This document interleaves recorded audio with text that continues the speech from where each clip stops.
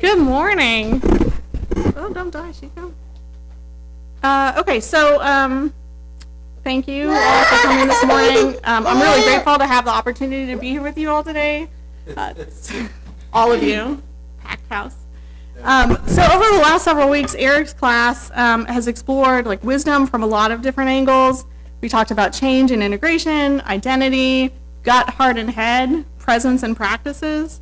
And it struck me that Eric and I must have been like processing some of the same things at the same time, because completely independent of each other, we landed on a theme, a lesson or a class that kind of helps, at least for me, it helped me process how to adapt in this high pressure environment that we're all living in today. And it's, similar to the conversations that I'm having with my peers and leaders across the cybersecurity industry. So I've updated my talking notes to be more relevant to this audience, so I won't be ranting about AI security here. If you want to catch me after class and rant about AI, we absolutely can. But so as a result of that, I'll probably stay a little bit closer to my notes than I normally would have, because these are new talking points for me. The biggest question that I'm wrestling right now with is, how do I remain conscious, curious, intentional, and relational under pressure? My professional world happens to be cybersecurity and AI security in particular, environments that are defined by uncertainty and high pressure. But the deeper questions that I've been asking, and I think a lot of people are asking nowadays, aren't technical questions, they're human questions. Who do we become under pressure? What happens to our values when fear and urgency arises? How do we stay present? And how do we lead without losing ourselves? The longer I lead, and actually the longer I live, the more convinced I become that wisdom isn't something that we possess once and for all, it's a practice. And pressure reveals the quality of that practice. These are the 4 pillars that I try to return to when things become difficult. Service reminds me that leadership is stewardship, not control. The people pillar reminds me that every person I interact with is carrying some invisible burden, some hopes, some fears, identities, and stories that I might not know anything about, and that shapes how they're interacting with the world.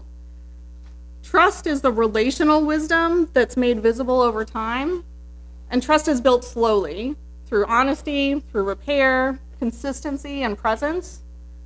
And systems matter because good intentions alone don't create safety or justice. Structure shapes behavior. Hope is not a plan, is what I tell my team all the time. Hope is not a plan, y'all.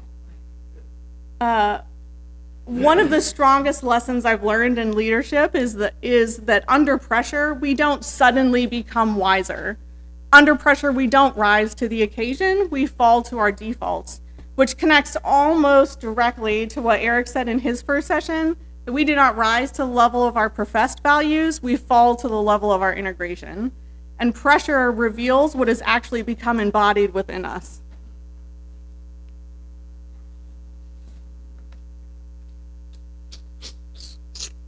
In high pressure environments, human beings tend to narrow. We become more reactive, more certain, more rigid, more defensive. Pressure pushes us toward automaticity and reactivity. But wisdom asks something different from us. Wisdom asks us to remain conscious and to be intentional. One of the quotes from session 4 that stayed with me deeply is the Viktor Frankl line, that between stimulus and response, there is a space. And in that space is our power to choose our response. To me, leadership under pressure is fundamentally about protecting that space. It's the ability to pause, to notice, to reflect, and to choose consciously instead of reacting automatically. And it turns out that that space is trainable, which is why practices matter, why reflection matters, and why integration matters. So before we go any further, I want to pause and notice something about ourselves. Eric walked us through already and the concept of gut, heart, and head. Most of us have a default center that we go to under pressure, and we talked about that in session 3. In the worksheets that you have available, if you want to take a couple minutes and reflect when pressure rises, what happens in your body, what emotions show up, and what mental patterns appear? And then which center do you trust most under pressure and which one do you neglect?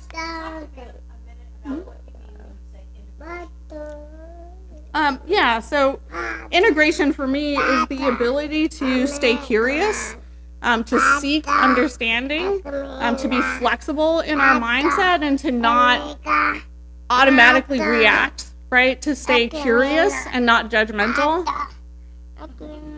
If you're a Ted Lasso fan, stay curious and not judgmental.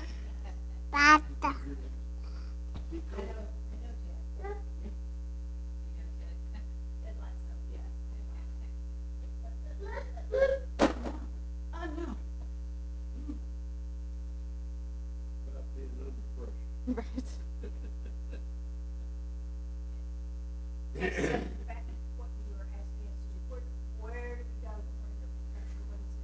Yeah, so like, and I'll give an example. Actually, let me grab one first.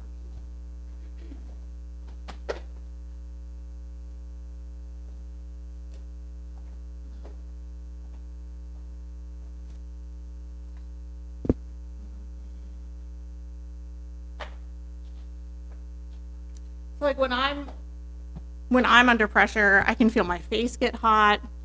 I can feel my chest tighten, my jaw tighten, right? Like I can feel it physically in my body. And I use those signals as an interrupt to say, hey, Jess, danger. Like you're about to open your mouth and make a bad choice. So take a breath, take a pause, and think about who you want to be next. And so this is really just an exercise to think about maybe a situation that you had recently that was a high pressure situation.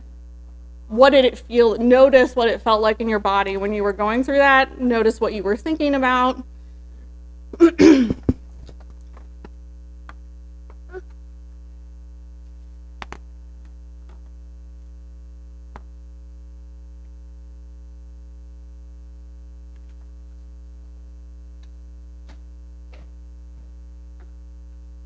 And then when you're done reflecting, if you want to share with other folks or we've got the microphone, we can share with the class.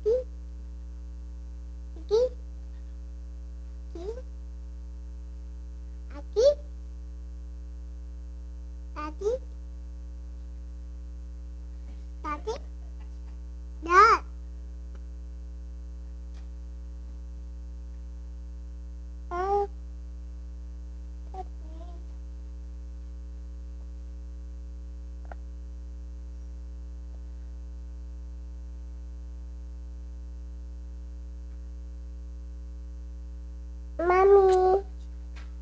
Boo. Mommy. Boo. Mommy.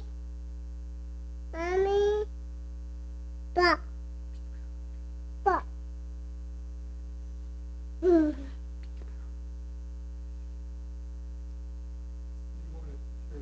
Yeah, if you want to share whatever you feel comfortable with. I can get the microphone and pass it around if you want to share with the whole group. Okay.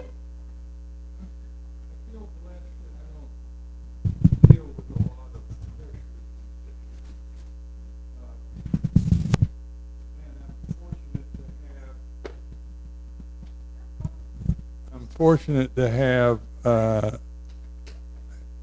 guy that I live with who tries to help me put things in bigger perspectives.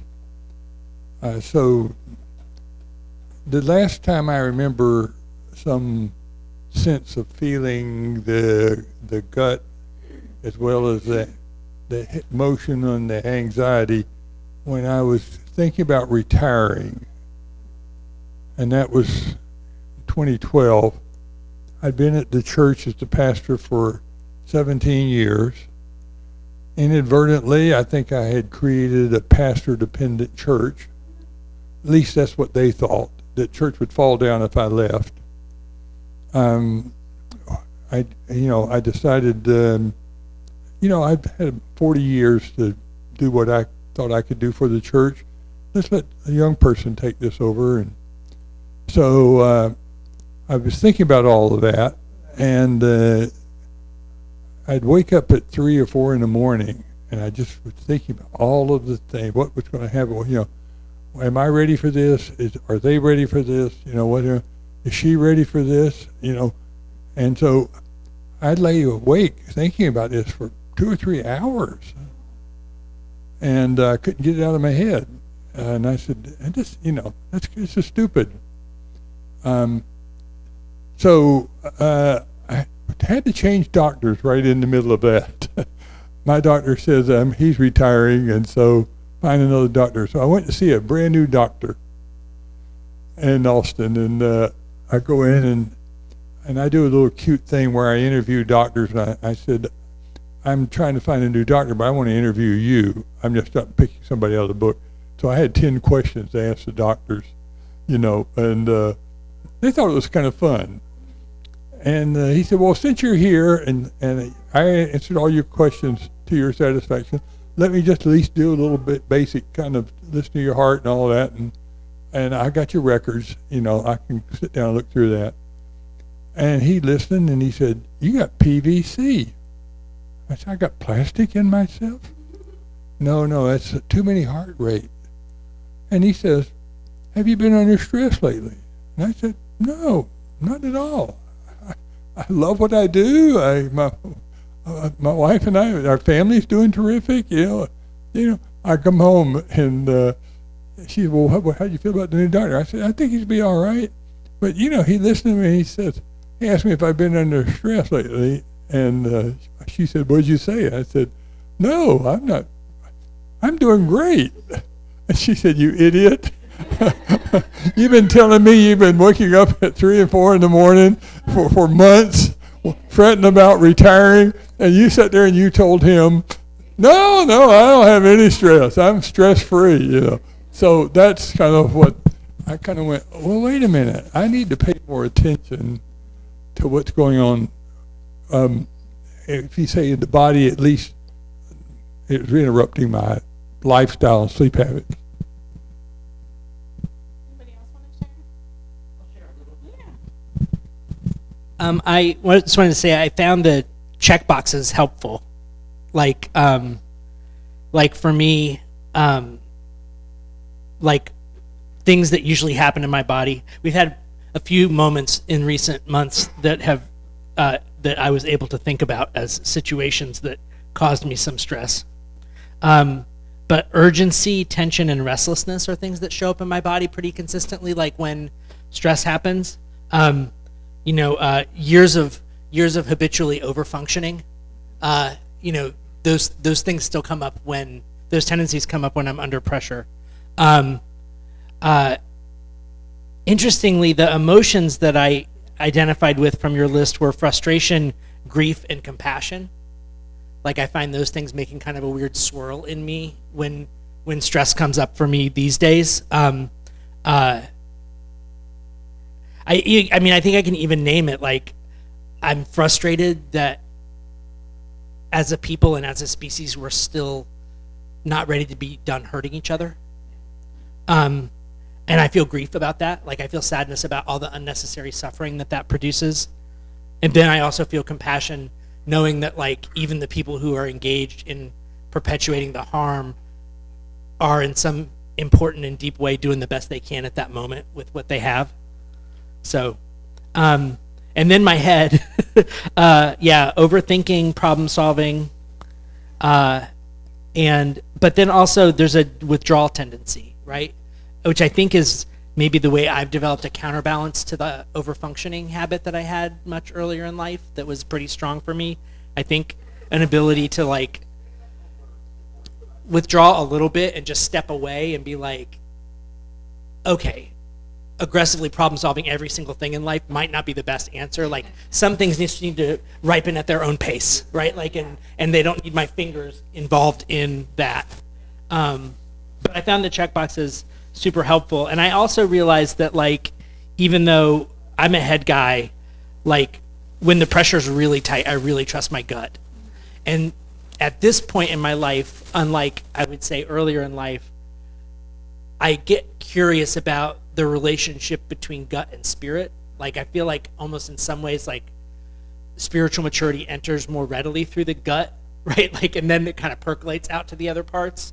And so, but anyway, like, yeah, I definitely trust my gut when the, what are the expressions? When the chips are down or when it's time to go to the mattresses, like, you know, I'm going to trust that intuition to lead me right. But it also feels like my ability to literally hear the intuition is related to this space thing as well. So anybody else want to share? One of the things that surprised me was seeing your box of loneliness, that when you are in that situation, you recognize, I'm kind of the only person standing here who feels this way. Or I'm over here, I told Michelle, it's like I'm on this island. And I might have great ideas about how to problem solve. I think I usually always do. But that's a part of it too, you know, that there are other people who have ideas. So sometimes it is that loneliness thing. Now, how do I reconnect? And typically it means I need to not be so busy trying to solve the problem, fix things, to join the other person or the group, rather than solving problems. Takes care of the loneliness.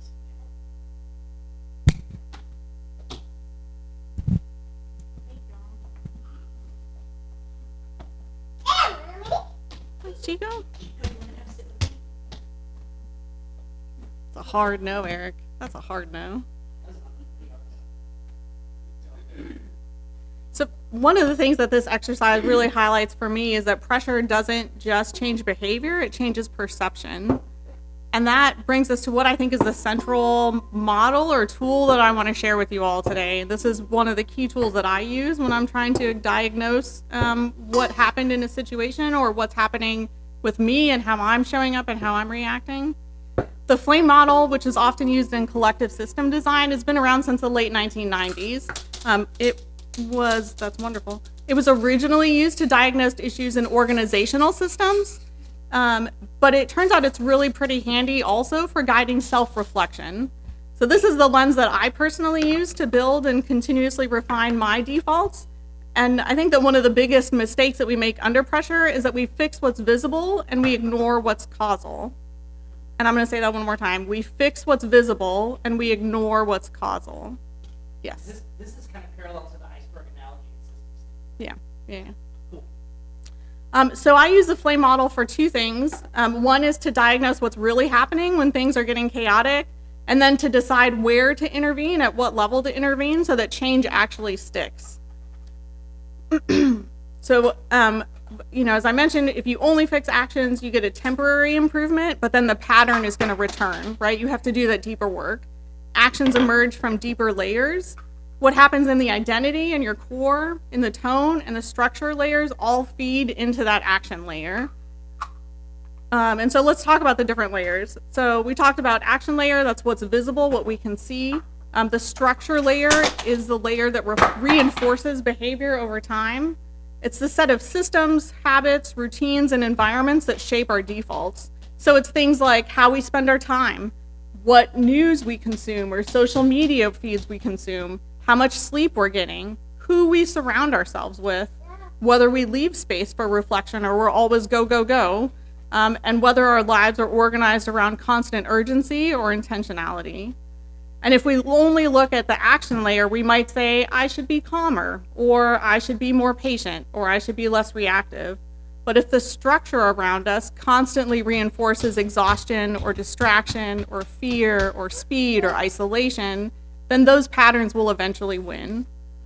And sometimes what we call a personal failure is actually a structural problem, because wisdom doesn't emerge from nowhere. Wisdom needs conditions around it to support it. And structure can either reinforce reactivity or help make presence more available. Tone is the weather in the room. It's the emotional atmosphere that we create. So it's how people experience us.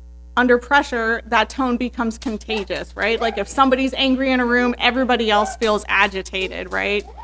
It's the energy that we give off, our vibes, if you will.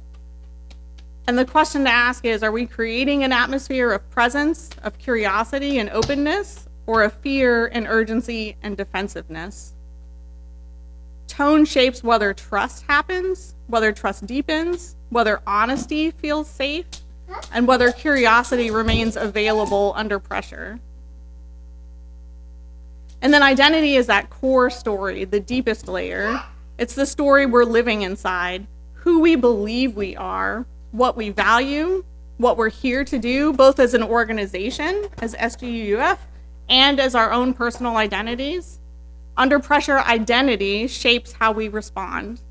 So as an organization, as a fellowship, are we grounded in connection, in curiosity, and in care for one another and our wider community? Or are we narrowing ourselves into defensiveness and self-protection? And who do I become under pressure? Am I someone who's grounded in connection and compassion, or someone who's governed by fear and reactivity?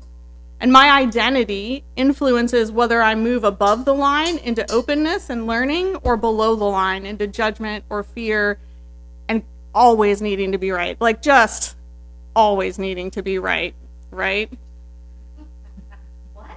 Right? Identity is the hottest part of the flame. It fuels everything else. And one reason that I think wisdom is so difficult is because we often try to change behavior without changing our identity or our presence. That's an exciting toy, Chico. I don't think you should figure out the trigger mechanism. Maybe.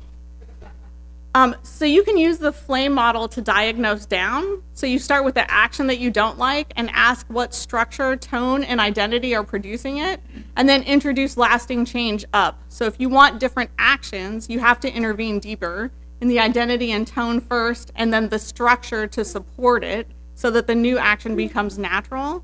And you have to practice this over and over again, right? Like the behavior that you want, the outcome that you want doesn't become a habit immediately.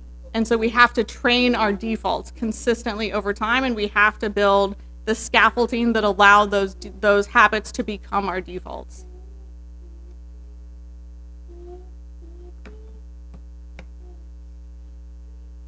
Extreme ownership, there's a book called Extreme Ownership by Jocko Willink. He's a former Navy SEAL, once a Navy SEAL, always a Navy SEAL. It's a really amazing book. He's had a series of books on leadership.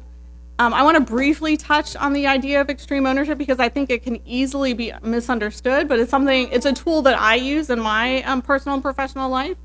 I'm not using it to mean everything is my fault or your fault, or ignore the systems and the structural realities that we're all operating in right now. For me, ownership is about agency. It's the practice of asking, given this situation, who do I want to be and how do I want to respond? Ownership helps us return to conscious participation and intentionality. And I think there's a deep connection here to wisdom practice in that we may not control every circumstance. I certainly can't control what anybody else is doing, but I can cultivate awareness of how I meet those circumstances, and I can have conversations with the people that I interact with frequently about the type of culture that we want to create. Because if I believe that everything is someone else's fault, then I suffer because I'm powerless. Ownership is the path back to agency. It's not self-criticism, but it's an intentional decision to take ownership, to take action, and to be effective.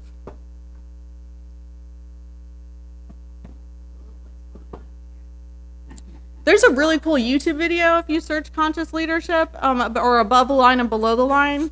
The conscious leadership framework talks about being above the line and below the line, and I know I referenced that a little bit earlier in the slides. One of the reasons that I love this framework is that it replaces shame with awareness. And so above the line means when I'm above the line, I'm open, I'm curious, I'm present, I'm willing to learn.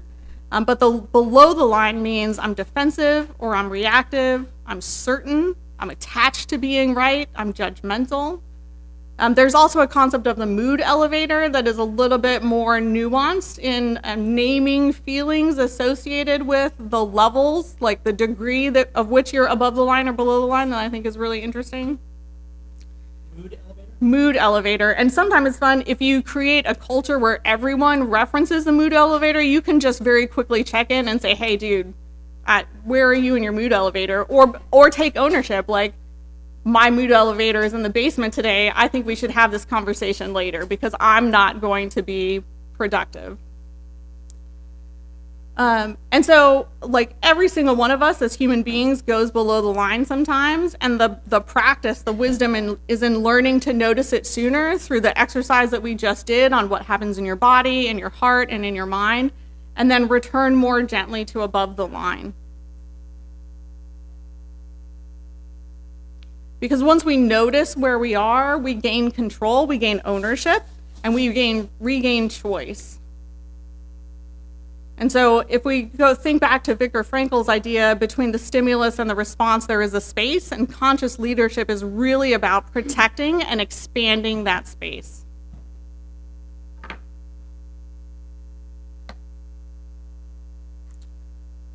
One of the biggest obstacles to wisdom, that is what Jennifer Garvey Berger calls the identity mind trap in her book, Unlocking Leadership Mind Traps. And the basic idea that she had is that when identity feels threatened, learning collapses. And this happens everywhere, in politics, in organizations, in families, in relationships, and inside ourselves. When people feel unsafe, they feel shamed or dismissed or existentially threatened, they stop exploring and start defending. They go below the line, if you will. And so when I'm trying to protect my identity, my energy shifts from what can I learn to how do I prove I'm right. And once that happens, growth becomes very, very difficult. One of the things that I appreciate about Berger's work is that she doesn't frame identity as bad. Identity or your ego is necessary to function. But the problem is when we become so fused with it that any disagreement feels like danger and any uncertainty feels intolerable. And so the three questions that I like to practice for moving back above the line are, why do I believe what do I believe? Or why do I believe what I believe? And like the way I frame it with my team is facts, not feels, right? Like what is actually true, not what you feel about what's true. How could I be wrong? And who do I want to be next? Not what do I want to do next, but who do I want to be next, right? Tying it back to the flame model and the identity layer. Yeah. Matches. We've moved from... Sure. So this may be an example I'm trying to apply to all this, okay? Yeah. The new nonprofit Neighbors First, we have a small board, and mostly that program is going to focus on stability for a client, particularly becoming housed. The program that I started, Navigation Services, deals very narrowly with trying to help people get their IDs in order to get on a pathway to stability. Okay, so that's the framework I'm working in. We had a situation occur, a conversation, where a coalition that we had formed came up with the idea of, could we help the local sheriff and the local police get recently released inmates transported back to their home space in the county so that they're not drifting around Georgetown becoming homeless, right? And walking around trying to find resources. And so a couple of us said, sure, we could work on that program. We developed a relationship with the sheriff and the jail. Excuse me. And now they're calling with new inmates being released, needing transportation home. And so at least once or twice a week, I'm fielding those calls, and we're paying to Uber them back in the county. Now we have a cost that was not anticipated. And there's a difference in opinion by my board secretary that she feels the money should come from navigation services. And Michelle feels like, well, no, that's not a navigation program. That, to me, if you're going to get somebody back into stability where they've been housed, that should be a Neighbors First program or expense. And so I was talking to Lou about this, and I think he heard me get pretty defensive, didn't you? Why, I feel like I'm right. But I am acting out of protection for the navigation program and its funding. So I'm trying to relate some of this because we're going to have a board meeting and this is going to be a discussion. Why I believe what I'm believing. If I can not be reactionary, I think I can present that logically. At least I feel like I can. How could I be wrong? I am open to hearing Elaine express again her opinion and then seeing what the others on the board may feel. I did say to Lou, if the board decides that that's the way they want to go, I'm going to have to accept it. I'm not going to like it, but I need to accept it. So I'm going to go to your third one, who.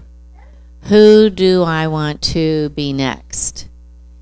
And I guess I might answer that, Jess, by saying, well, as the board president and executive director, I want to model leadership skills and respect the outcome of that board. And that's more important than me getting my way, I guess I would say, or, you know, justifying, right? That's not easy. No, no, it's not. That's all I'll say about that. Yeah. But I think, so in the, either in Extreme Ownership or maybe Jocko's got another book called The Dichotomy of Leadership, he talks about this concept of like relational currency, which is that you might know the best way to solve this problem. 100% your way is the best way objectively. And by allowing somebody else to solve the problem, even if they only get 80% of the way there, you're building that relational currency with that person, right? You're building them up, you're earning trust, you're allowing them to earn trust. And at the end of the day, as long as the newly released inmates make it home, does it matter, right? If the mission is accomplished, does it matter how it gets done? I think ownership is a subtle thing that happens maybe gradually, but we don't always recognize that ownership is going to ooze over into some sort of pattern that's not helpful. Yeah, that slow drift into over-functioning is, and self-blame, right, is a very, it's a line that you have to be cognizant of.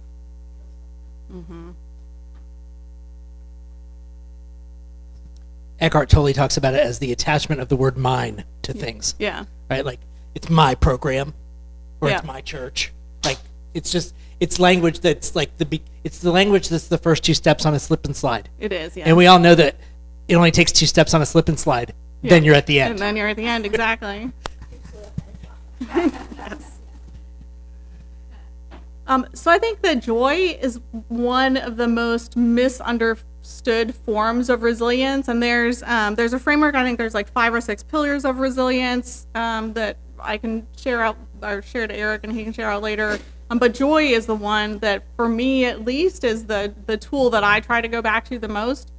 Joy isn't denial, right? It's not toxic positivity. It's not pretending that suffering doesn't exist, but it's reconnecting to meaning, to relationships, to beauty, to gratitude and aliveness. And in high pressure environments, or in just, I mean, y'all, the world that we're living in right now, joy becomes protective. Because without practices that restore our humanity, that pressure slowly narrows us into fear, to control and exhaustion. One of the things that I really appreciated from Eric's session 4 was the idea that presence can be cultivated, that wisdom isn't accidental, that practices matter, right? Those practices tie back to the structure layer of our flame model. These aren't distractions from reality or life or leadership, but they're what makes sustainable leadership possible. I really appreciate, I can't remember her name. Eric, you had a guest speaker who talked about laughter yoga.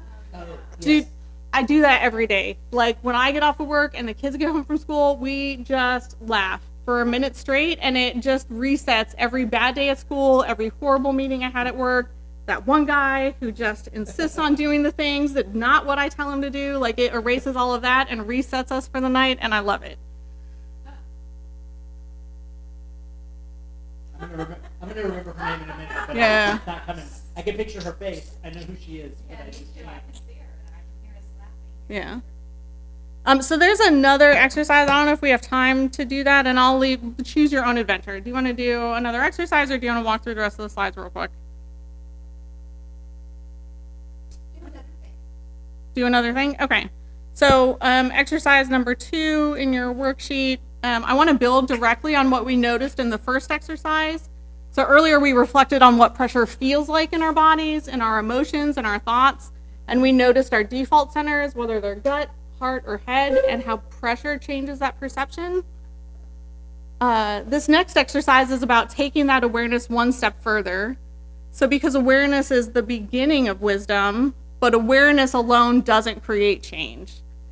So the question is, once I notice my patterns, how do I interrupt them? How do I respond intentionally instead of automatically? And so I'd invite you to return to the same situation you reflected on earlier, or another recent moment of pressure, and notice which signals in your body told you you were moving below the line. What happened first? What emotions appeared? What stories were you telling yourself in your head, or what mental patterns took over, and what default reactions showed up? And then ask yourself, who do I want to be under pressure? What qualities do I want to practice more intentionally? And what new default do I want to begin building? And it's not going to happen perfectly. It's not going to happen all at once, right? Again, like habits take time and practice to become our default, so we have to continue to reinforce this behavior. And then in the worksheet, there's a sentence to fill in. When I notice blank, I will do this instead so that I can practice this practice, right? I can be who I want to be. It's on. Yeah.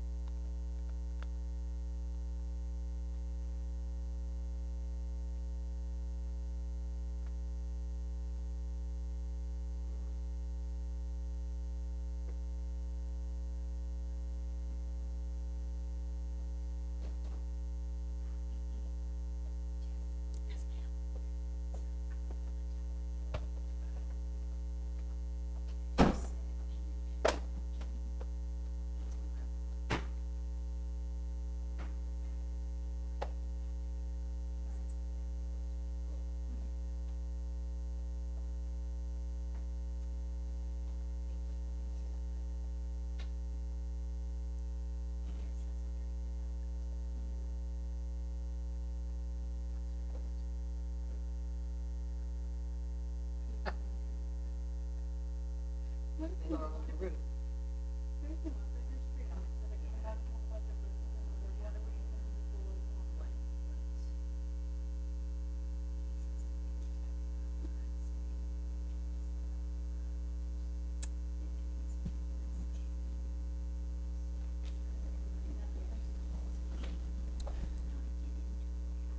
I notice the heat rising within me, I will take 3 continuous intentional breaths and feel the breath so that I can practice connecting to the people and the divine of creating a world with dream.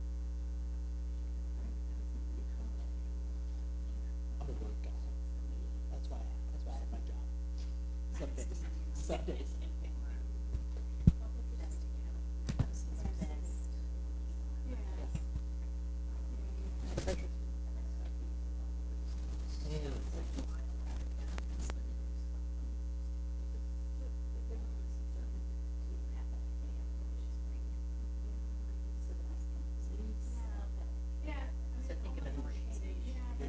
We almost have like this is unplanned work, right? It wasn't part of the original budget. And so then now we have an added scope, but we still have the same, so we have the same budget. So we Or need that to it would be step better back for all of us and if you look look at it this other way. where does this fall in the priority list, and are we okay with something else being dropped because we have a limited budget? So what are we gonna not do? Yeah, that was the one I checked And first. then that should drive the priorities of the, what's more important should drive where the budget is.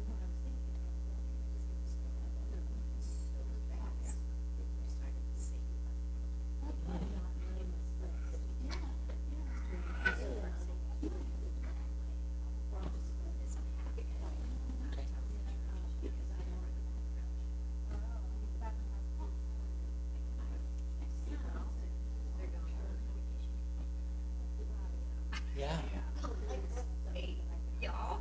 And this was another program. Yeah. Get reinforced. Yeah. Yeah.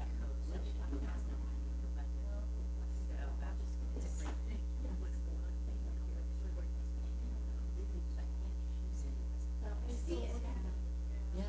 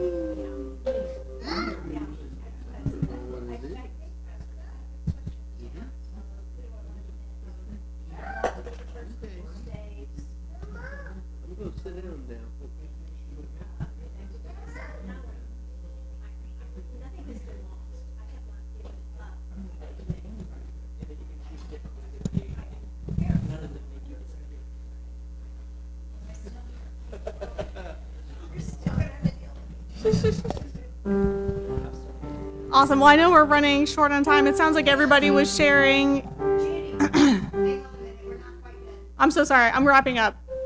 It sounds like everybody was sharing, so we'll just move past that so that we can close. And I want to close with something really simple, and this is also really powerful and unlocking for me, because wisdom is rarely one giant breakthrough, right? It's accumulated quietly over time through the small pauses, the repeated practices, the moments of awareness and repair and reflection, and intentionally choosing differently. Again and again, right? We talked about defaults aren't built overnight, so you have to practice again and again. And this daily reset is the simplest framework that I found for staying grounded. So I start every morning being intentional, thinking about what matters most to me today. One or two things, right? You can't boil an ocean. One or two things that are the most important for me about who I want to be today. Practicing joy daily, what reconnects me to aliveness and meaning. And then at the end of the day, reflecting what happened today, facts not feels, what did I learn, and who do I want to be tomorrow? And over time, these repeated practices help us build our character.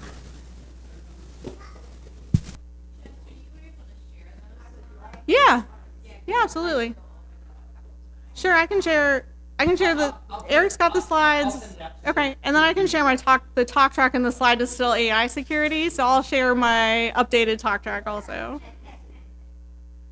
So I think one of the gifts of Eric's classes for me has been the reminder and the reinforcement that wisdom isn't abstract. It becomes visible under pressure in every situation, every high pressure situation that we come across. And whether we remain curious when we're afraid, whether we can tolerate complexity without collapsing into certainty, whether we can stay connected to one another while disagreeing. I think in a previous class there was a conversation of like a Thanksgiving dinner situation, and how do you like stay connected to people relationally even when you disagree with them, and whether we can remain human in the systems that are evolving around us today. So I think that wisdom for me means becoming more conscious, more integrated, more compassionate, and more intentional, and maybe most importantly, more capable of choosing who we want to be next. Thank you. Thank you, Jess. Can I just say, Jess's slides are so much prettier than mine. Like, they actually had like graphics and artwork. And anyway, thank you so much for sharing. It was really appreciated. Yeah. Oh, I was going to say ChatGPT slides.